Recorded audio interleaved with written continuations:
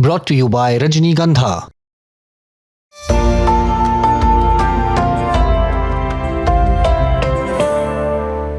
इस वक्त दुनिया की नजरें स्ट्रेट ऑफ हॉर्मुज पर टिकी हैं। यहीं से गुजरता है दुनिया का बड़ा हिस्सा तेल और गैस का। एक तरफ अमेरिका के राष्ट्रपति डोनाल्ड ट्रंप सोशल मीडिया पर बयान दे रहे हैं, तो दूसरी तरफ ईरान कह रहा है कि फैसला ट्विटर पर नहीं, जमीन पर होगा।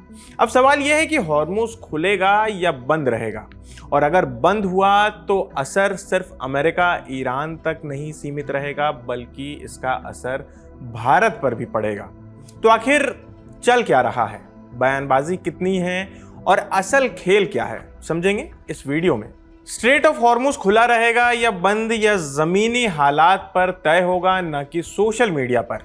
ईरान ने अमेरिकी राष्ट्रपति डोनाल्ड ट्रंप की ऑनलाइन धमकियों पर पलटवार किया है। ईरान ने यह भी कहा है कि अगर अमेरिकी नाकाबंदी जारी रहती है तो स्ट्रेट ऑफ हॉर्मुज खुला नहीं रहेगा।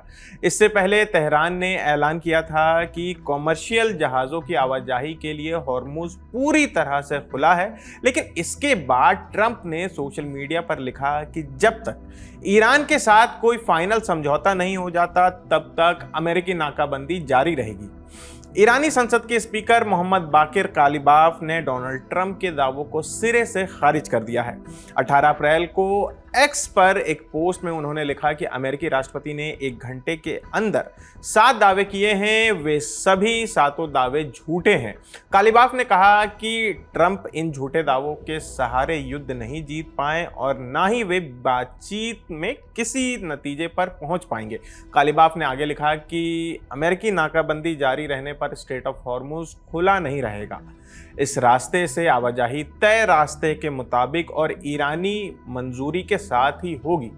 स्ट्रेट ऑफ हॉर्मुज खुला रहेगा या बंद, और इसे कंट्रोल करने वाले नियम क्या होंगे, ये फैसला ज़मीनी हालात पर तय होगा, ना कि सोशल मीडिया पर। मोहम्मद बाकिर कालिबाफ ने यह भी कहा कि मीडिया पर जंग लड़ना और लोगों की राय को अपने हिसाब से ढालना युद्ध का एक अहम हिस्सा है, लेकिन ईरान पर इन हथकंडों का कोई असर नहीं होगा। शुक्रवार 17 अप्रैल को ईरान के विदेश मंत्री सैयद अब्बास अराक्ची ने बताया कि स्ट्रेट ऑफ हॉर्मुज से सभी कॉमर्शियल जहाज़ों का रास्ता अब पूरी तरह से खुला रहेगा। उनका यह बयान लेबनान और इजराइल के बीच 10 दिनों के लिए सीज़ फायर का ऐलान होने के बाद आया है। अराक्ची ने यह भी कहा है कि यह सुविधा सीज़ फायर की पूरी अवधि तक ही लागू रहेगी।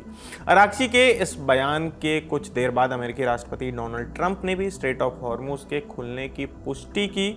बाद में ट्रंप ने एक और पोस्ट किया जिसमें उन्होंने अमेरिकी नाकाबंदी को तब तक जारी रखने की भी बात कही जब तक ईरान जंग खत्म करने के लिए अमेरिका के साथ कोई फाइनल समझौता नहीं कर लेता।